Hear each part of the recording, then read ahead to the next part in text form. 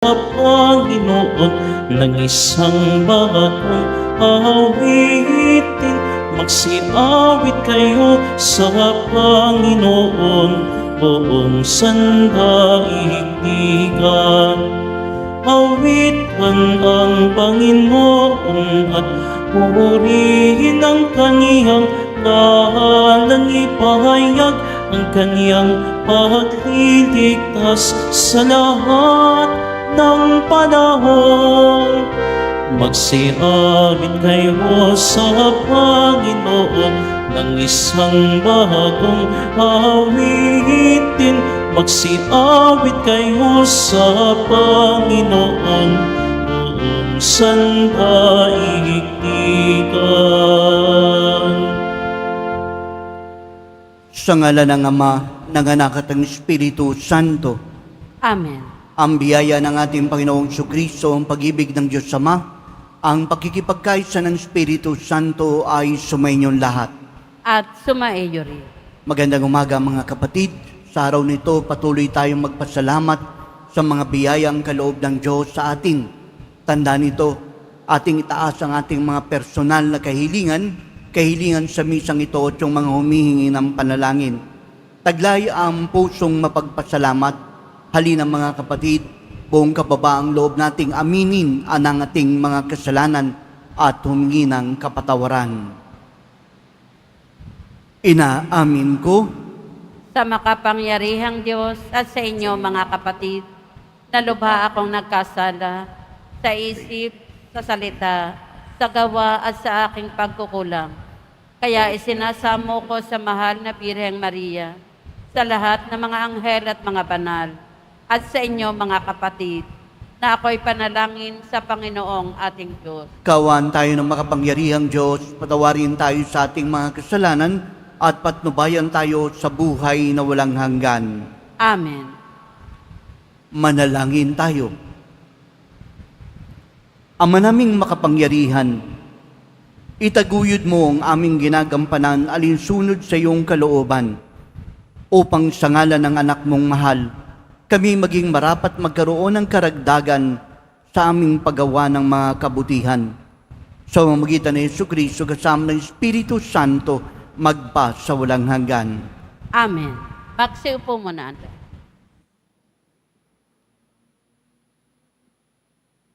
Pagbasa mula sa sulat sa mga Hebreo. Mga kapatid, si Kristo ang tagapamagitan ng bagong tipan, sapagkat sa pamamagitan ng kanyang kamatayan, ipinatawad ang paglabag ng mga tao noong sila'y nasa ilalim ng unang tipan. Dahil dito, kakamtan ng mga tinawag ng Diyos ang walang hanggang pagpapala na kanyang ipinangako. Pagkat pumasok si Kristo, hindi sa isang dakong banal na ginawa ng tao at larawan lamang ng tunay, kundi sa langit.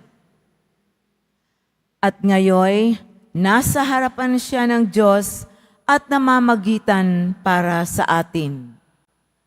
Ang dakilang saserdote ng mga Hudyo ay pumapasok sa dakong banal taon-taon, may dalang dugo ng mga hayop. Ngunit minsan lamang pumasok si Kristo upang ihandog ang kanyang sarili, at iya'y sapat na. Kung di gayon, kailangan sanang siya'y paulit-ulit na mamatay mula pa nang matatag ang sanlibutan. Subalit, minsan lamang siya'y napakita, ngayong matatapos na ang mga panahon, upang pawiin ang kasalanan sa pamamagitan ng haing kanyang inihandog. Itinakda sa mga tao na minsan lamang mamatay at pagkatapos ay ang paghuhukom. Gayon din naman, si Kristo ay minsang inihandog bilang hain upang pawiin ang mga kasalanan ng mga tao. Siya ay muling darating, hindi upang ihandog na muli dahil sa kasalanan, kundi upang iligtas ang mga naghihintay sa Kanya. Ang salita ng Diyos. Salamat sa Diyos. Umawit sa Diyos ng awa, ang gawain niya'y dakila. Umawit sa Diyos ng awa, ang gawain niya'y dakila. Umawit ng bagong awit at sa poon ay ialay, pagkat yaong ginawa niya ay kahangahangang tunay. Sa sariling lakas niya at taglay na kabanalan, walang hirap na natamo, yaong hangad na tagumpay. Umawit sa Diyos ng awa, ang gawain niya'y dakila. Ang tagumpay niyang ito, siya na rin ang naghayag. Sa harap ng mga bansay, nahayag ang pagliligtas. Ang pangako sa Israel, lubos niyang tinutupad. Umawit sa Diyos ng awa, ang gawain niya'y dakila. Tapat sa kanila at ang pag-ibig ay wagas. Ang tagumpay ng ating Diyos kahit saan ay namalas. Magkaingay na may galak, yaong lahat sa daigdig. Ang poon ay buong galak, na purihin sa pag-awit. Umawit sa Diyos ng awa, ang gawain niya'y dakila. Sa saliw ng mga lira, iparinig yaong tugtog, at ang poon ay purihin sa tugtuging maalindog. Tugtugin din ang trumpeta, nakasaliw ang tambuli, magkaingay sa harapan ng poon na ating hari. Umawit sa Diyos ng awa, ang gawain niya'y dakila. Magsitayo po ang lahat.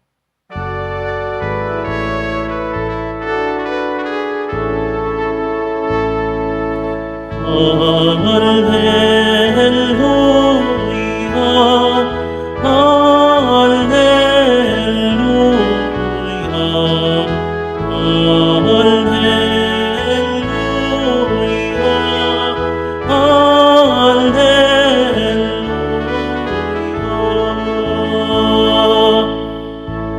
Si Kristo ay nagtagumpay,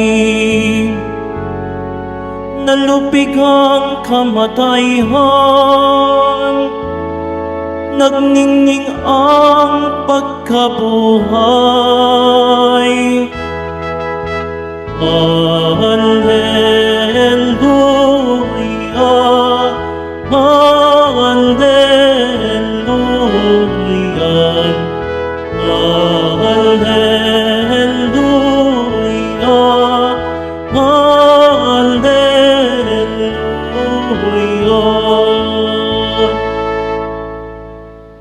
Sumainyo ang Panginoon. At sumaiyo rin. Ang mabuting balita ng Panginoon ayon kay San Marcos. Papuri sa iyo, Panginoon. Nung panahong yun, sinabi ng mga eskriba, dumating mula sa Jerusalem. Inaalihan siya ni Beelzebul, ang prinsipe ng mga demonyo. Ito ang nagbigay sa kanya ng kapangyarihang magpalayas ng mga demonyo. Kaya't pinalapit ni Jesus ang mga tao at sinabi sa kanila ang ilang talinghaga. Paanong mangyayaring palayasin ni Satanas si Satanas kapag naglalaban-laban ang nasasakupan ng isang kaharian? Hindi mananatili ang kahariang iyon.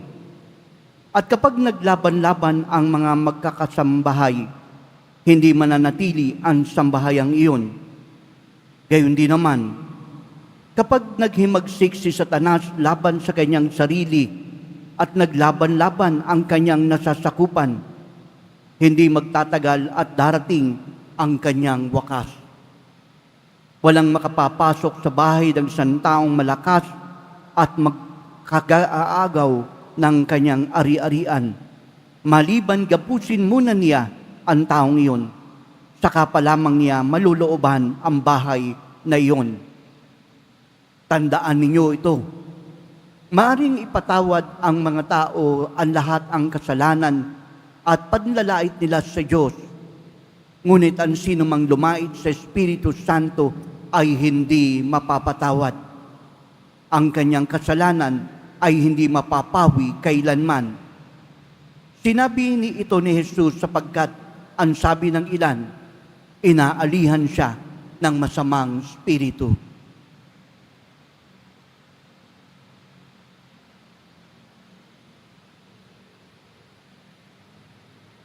Mga kapatid, ang mabuting balita ng Panginoon para sa ating kaligtasan. Pinupuri ka namin, Panginoong Heso Kristo. Pagsiupo muna. Muli, magandang umaga po sa ating lahat.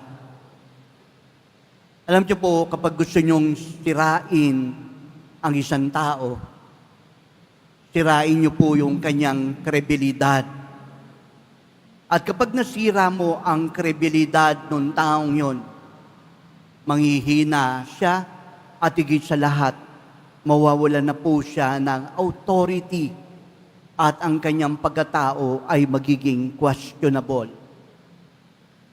Kapag hindi ka pa nakontento, ang gagawin mo, gagawa ka ng kasinungalingan para pagtakpan ang katotohanan at tuluyan ng sirain ang taong yon. In the same manner, ito po yung ginawa nila kay Jesus. Gumawa po sila ng isang bagay at sabi po nila, out of jealousy, dahil dun po sa paniniwala ng mga tao na si Jesus ay tunay at nagsasabi ng katotohanan, sinabi po nila, si Jesus ay nagpapalayas ng masamang spirito dahil na rin kay Beelzebul o dahil din sa demonyo. Kaya dito pinapakita po nila, yung kapangyarihan ni Jesus ay mula sa masama at ngayon sa masama rin niya ginagamit. Pero ano po ang sabi po ni Jesus? Matulin po siyang sumagot at ang sabi niya po ay ito, maaari bang mangyari ng isang masama, ang isang demonyo ay sisira sa isang demonyo? Kung ganon, ito ang magiging wakas. Kaya naman, dali-dali pong ginamit ni Jesus ang pagkakasala at ito po ay ang pagkakasala sa banal na spirito. Paano po ba ito? Ano po ba yung kasalanan na pwede po nating gawin sa banal na spirito? Alam niyo po, mga kapatid, parang ganito. Nagpunta ka sa isang doktor dahil iba ang nararamdaman mo. May sakit ka. Nung tinanong ka na ng doktor at unti-unti nang tinignan ang vital mo, kung ikaw ay may karamdaman, at sabihin ng doktor sa iyo, ano yung mga nararamdaman mo? At ang sabi mo, ay wala pong masakit sa akin. Wala po akong iniinda. Wala po akong karamdaman. Kung ganon, mga kapatid, inilihim mo sa iyong doktor na ikaw ay walang karamdaman at walang nararamdamang hindi maganda sa iyong sarili. Kaya naman, anong magagawa ng doktor? Wala. Bakit? Kasi ikaw mismong may katawan ay hindi umaamin na ikaw ay may karamdaman. Kaya naman, anong sasabihin ng doktor sa iyo?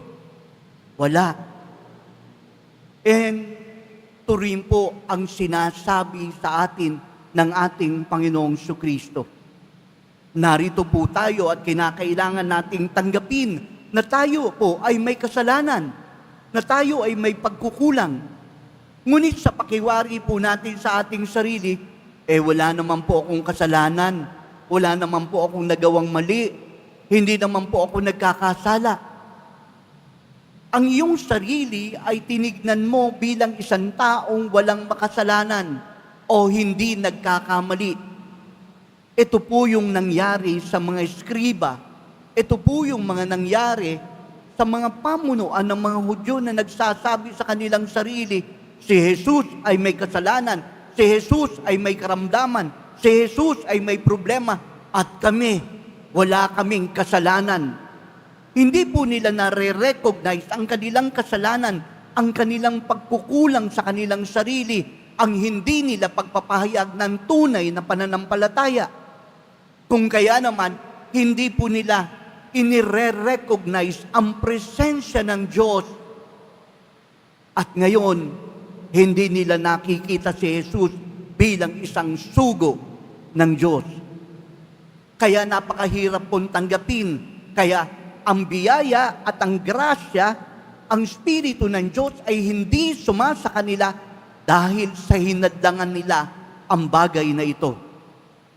Kaya naman po mga kapatid, pagka nagsisimbat po tayo, ano po yung ginagawa natin? Doon po sa first part ng misa, inaamin natin yung mga kasalanan natin. At sinasabi natin, inaamin ko ang aking kasalanan, ako't hindi karapat-dapat. Ibig pong sabihin, sa pag-amin po ng ating kasalanan, tinatanggap po natin at inaanyayahan natin ang banal na Espiritu ng Diyos na mapa sa atin. Sa ating pakikiisa sa misa, at sa simula pa lamang, hindi mo na nire-recognize na ikaw ay may kasalanan. Hindi mo na tinatanggap ang iyong pangangailangan sa Diyos. Paano makagagawa at paano makakakilos ang Espiritu ng Diyos kung ikaw mismo sa sarili mo ay hindi mo kinikilala ang paggalaw ng Diyos sa iyong buhay? Kaya sa misa, magiging very effective po ito. Magkakaroon ng kaganapan ng grasyang tinatanggap natin. Bakit? Kasi nire-recognize po natin na ako ay makasalanan, hindi po ako karapat-dapat na narito at humarap sa iyo. At kung meron mang bagay na pwede po nating tignan, ang bagay na ito ay ang hindi nating pagiging karapat-dapat kung kaya't nagiging karapat-dapat tayo sa pagdiriwang na ito. Ang mga skriba, wala po nito eh. Ang mga Pariseo, malayo rito. Kaya naman, hindi nila na-recognize ang presensya ng Diyos. At sa bahagi nila, mas lalo pa nilang pinalaki ang kanilang kasalanan dahil gumamit sila ng isang bagay na hindi totoo, pawang kasinungalingan. Sa umaga pong ito, mga kapatid, napakaganda. Bakit? Kasi binibigay ng Diyos sa atin ang kakayanang tanggapin, kilalanin ang Espiritu ng Diyos na bumabalot sa ating buhay sa pamamagitan ng pagtanggap natin na ako ay hindi karapat-dapat, na ako ay makasalanan at ngayoy nangangailangan sa pagkalinga at sa pagpapatawad ng Diyos. Kung ganito po ang ating katayuan, mga kapatid, tinatanggap natin ang banal na Espiritu ng Diyos na lulukob sa atin upang tayo ay baguhin at maging tunay na anak ng Diyos. Amen. Magsitayo po.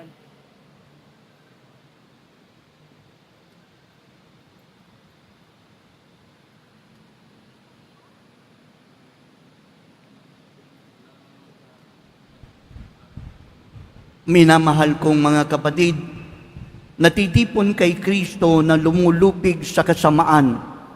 Buong tiwala tayong lumapit sa Ama, dala ng ating mga idinadalangin mithiin.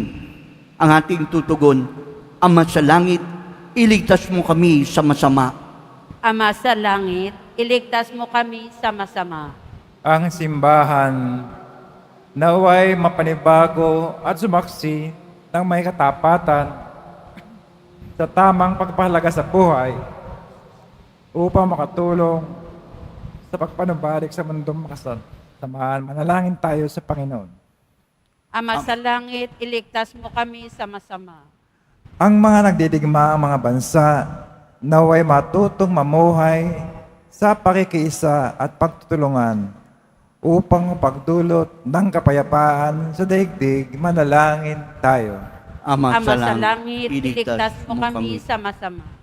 Ang lahat ng nananalig kay Kristo, naway mapaglabanan nila ang pagkakahiwa-hiwalay at maging isa sa Panginoon. Manalangin tayo. Ama sa langit, iligtas mo kami sa masama. Ang mga may sakit, lalo na mga lumpo at may kapansanan, naway tumanggap ng kasiyahan at kalinga sa mga nag-aaruga sa kanila. Manalangin tayo. Ama sa langit, iligtas mo kami sa masama. Ang tapat na yumaw, naway mailigtas sa kasamaan ng walang hanggang kamatayan. Manalangin tayo. Ama sa langit, iligtas mo kami sa masama.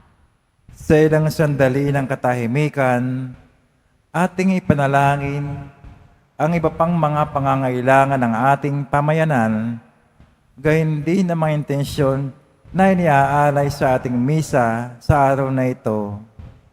At isama rin natin ang ating mga pansariling kahilingan.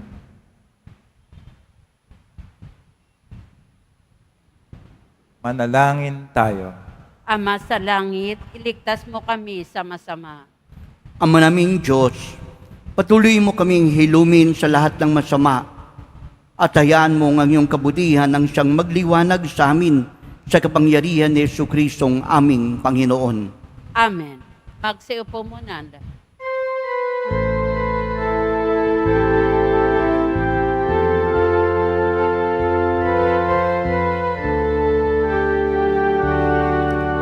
ang maihahandog sa'yo, Panginoon,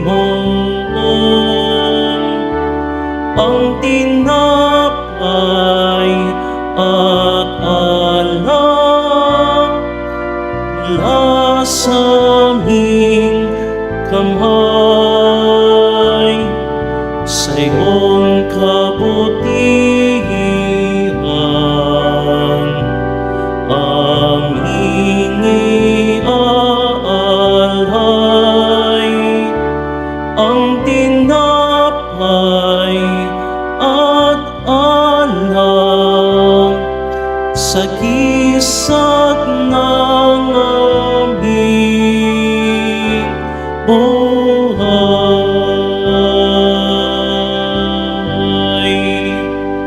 Tumayo po ang lahat. Manalangin kayo mga kapatid upang ang ating paghahain ay kalugdan ng Diyos amang makapangyarihan. Tanggapin nawa ng Panginoon itong paghahain sa iyong mga kamay, sa kapurihan niya at karangalan, sa ating kapakinabangan at sa buong sambayanan niyang banal. Ama namin lumikha, tanggapin mong malugod ang aming mga handog. Ngayon ang kabanalan ay iyong dulot. Kami sumasamo sa iyo't lumuluhog upang kaligtas sa iyong ipagkaloob sa pamamagitan ni Jesucristo kasama ng Espiritu Santo magpas sa walang hanggan. Amen. Sumainyo ang Panginoon. At sumaiyo rin. Taas sa Diyos ang inyong puso't isipan. Itinaas na namin sa Panginoon. Pasalamatan natin ang Panginoong ating Diyos. Marapat na siya ay pasalamatan. Ama naming makapangyarihan, tunay ngang marapat na ikaw ay aming pasalamatan. Sa iyong paglingap at kagandahang loob ang tao'y nilikha mo at pinangasiwa sa sansinukob. Sa hangad mong siya'y iwastong lubos, siya'y pinagdusa mo sa kanyang pagtalikod at sa iyong paggiliw iyong pinahintulot na makabalik siya sa pamamagitan ni Kristo Jesus. Kaya kaisa ng mga anghel nagsisiawit ng papuri sa iyo nang walang humpay sa kalangitan, kami nagbubunyi sa iyong kadakilaan. Santo, Santo, Santo, Panginoon Diyos ng mga hukbo, napupuno ang langit at lupa ng kadakilaan mo, o sana sa kaitaasan.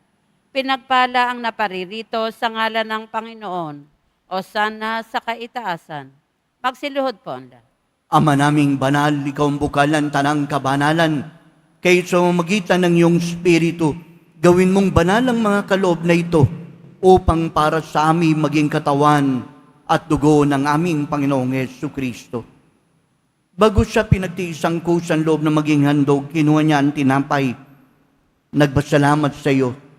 Pinaghati-hati yun, iabot sa kanyang mga alagad at sinabi, tanggapin yung lahat ito at kanin. Ito ang aking katawan na ihahandog para sa inyo.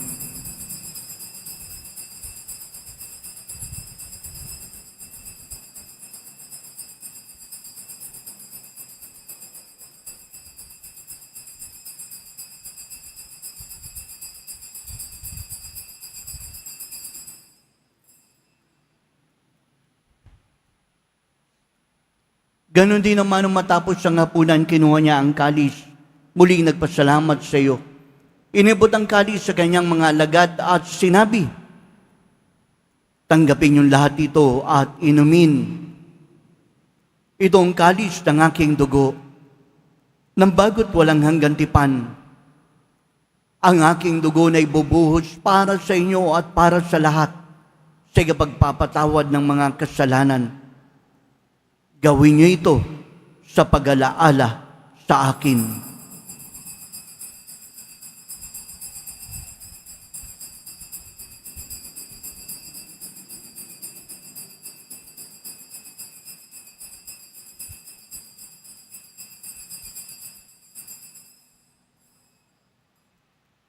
Tumayo po ang lahat. Ipagbunyi natin ang misteryo ng pananampalataya. Si Kristo'y namatay, si Kristo'y nabuhay, si Kristo'y babalik sa wakas ng panahon. Ang mga ginagawa namin ngayon ng pag-alala sa pagamatay at muling pagkabuhay ng iyong anak. Kahit niyalay namin sa iyong tinapay na nagbibigay buhay, ang kalis na nagkakalob ng kaligtasan. Kami nagpapasalamat dahil minarapat mo kaming tumayo sa harap mo para maglingkod sa iyo. Sinasamo namin kami magkasalo-salo sa katawan at dugo ni Kristo ay mabuklod sa pagkakaisa sa pamamagitan ng Espiritu Santo. Ama, lingapin mo ang iyong simbahang laganap sa buong daigdig. Puspusin mo kami sa pag-ibig kay San Francisco na aming Papa at ni Jose na aming Obispo. Tanang kaparian, mga relyoso, diakono, tentensyon ng iyong bayan. Alalahanin mo rin mga kapatid naming nahimlay na may pag-asang sila'y muling mabubuhay, gayon din ang lahat ng mga pumanaw. Kawa mo sila't patuloyin sa iyong kaliwanagan. Kawan mo't pagindapating kami lahat na makasalo sa iyong buhay na walang wakas. Kaysa ng mahalabiring Maria, ina ng Diyos, ng kabiyak ng pusong si Jose, kaysa ng mga apostol at ng lahat ng mga banal, San Juan Bautista, na namuhay dito sa daigdig ng kalugod-lugod sa iyo. May pagdiwang nawa namin pagpupuri sa kararangal mo sa pamamagitan ng iyong anak, naming Panginoong Hesus Kristo. Sa pamamagitan ni Kristo, kasama niya at sa Kanya, ang lahat ng parangal at papuri ay sa iyo, Diyos amang makapangyarihan, kasama ng Espiritu Santo, magpa sa walang hanggan. Amen. Sa tagubili ng nakagagaling na utos at turo ni Jesus ng Panginoon natin at Diyos, pahayag natin ang lakas loob. Ama namin, sumasalangit ka, sambahin ang ngalan mo. Mapasa amin ang kaharian mo, sundin ang loob mo dito sa lupa para nan sa langit. Bigyan mo kami ngayon ng aming kakanin sa araw-araw, at patawarin mo kami sa aming mga sala, para ng pagpapatawad namin sa nagkakasala sa amin. At huwag mo kaming ipahintulot sa tukso, at iadya mo kami sa lahat ng masama. hinihiling namin kami ay Diyos sa lahat ng masama, pagkalooban ng kapayapaan araw-araw, ligtas sa kasalanan, layo sa lahat ng kapahamakan. Samantalang aming pinananabikan ang nakilang araw ng pagpapahayag ng tagapagligtas naming si Jesucristo. Sapagkat iyo ang kaharian at ang kapangyarihan at ang kapurihan magpakailanman. Amen. Mga kabatid, dalhin ng manalangin para sa kapayapaan. Kapayapaan sa buong mundo. Kapayapaan sa ating bayan. Kapayapaan sa ating tahanan. Kapayapaan sa ating puso.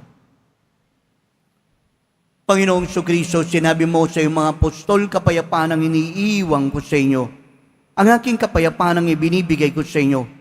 Tunghayan mo ng aming pananampalataya at huwag ang aming mga pagkakasala. Paggaluban kami ng kapayapaan, pagkakaisahin sa iyong kalooban, kasama ng Espiritu Santo, magpas sa walang hanggan. Amen. Ang kapayapaan ng Panginoon ay laging sumainyo, At sumaiyo rin. magbigayan tayo ng kapayapaan sa isa't isa. Kordero ng Diyos na nag-aalis ng mga kasalanan ng sanlibutan, maawa ka sa amin. Kordero ng Diyos na nag-aalis ng mga kasalanan ng sanlibutan, maawa ka sa amin. Kordero ng Diyos na nag-aalis ng mga kasalanan ng sanlibutan, ipagkaloob mo sa amin ang kapayapaan. Magsiluhod po ang lahat. Ito ang kordero ng Diyos. Ito siyang nag-aalis sa mga kasalanan ng sanlibutan. Mapapalad ang sa kanya'y patuloy na tumatanggap. Panginoon, hindi ako karapat-dapat na magpatuloy sa iyo.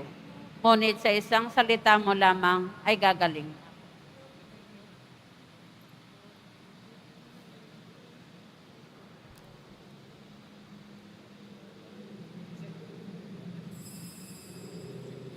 Para sa lahat ng tatanggap ng banal na komunyon, sasagot po tayo ng amen. Pagkasabi ng pari o ng lay minister ng katawan ni Kristo. At isubo agad sa bibig bago umalis sa harapan ng pari o lay minister. Sumunod po tayo.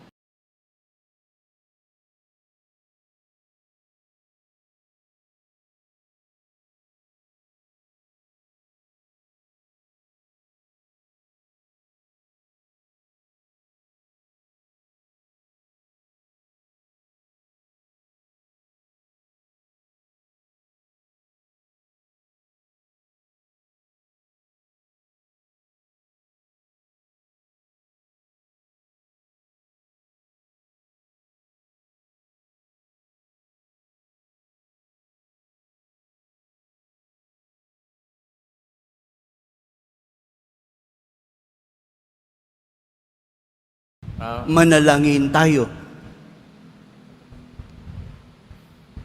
Ama naming mapagmahal, ipagkaloob mo sa aming pakikinabang sa iyong kagandahang loob na bumubuhay. Lagi nawang naming mairangal ang iyong pagpapalang sa aming ibinigay. Sa mamagitan ni Jesucristo kasama ng Espiritu Santo, magpa sa walang hanggan. Amen. Sumainyo ang Panginoon. At sumaiyo rin. Pagbabasbas ng Poong Jesus Nazareno. Mahal na Poong Jesus Nazareno, inihayag mo sa mamagitan ng krus ang walang maliw na pag-ibig ng Diyos sa sangkatauhan. Pakinggan mo ang kahilingan lalo na para sa mga nangangailangan sa iyong tulong at awa. Makamtanawa nila ang iyong kasagutan ng may utang na loob na tinatanaw at pusong mapagpasalamat.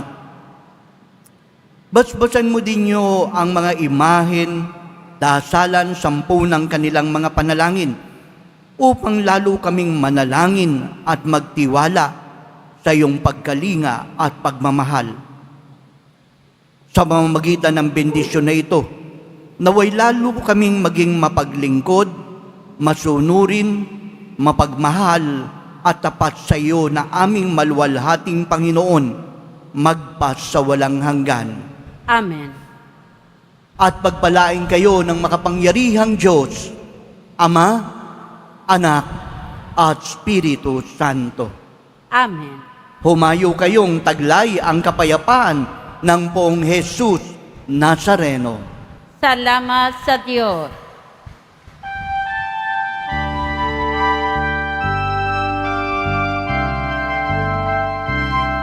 Nuestro Padre Jesús Nazareno, sinasamba ka namin,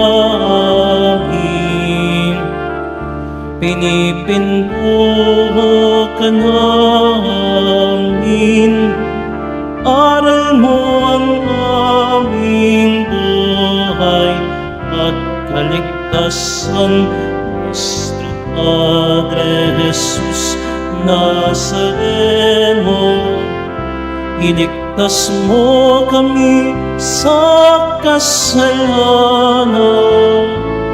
Ang krus ng kinamatayan ay sagisag ng aming kaligtasan.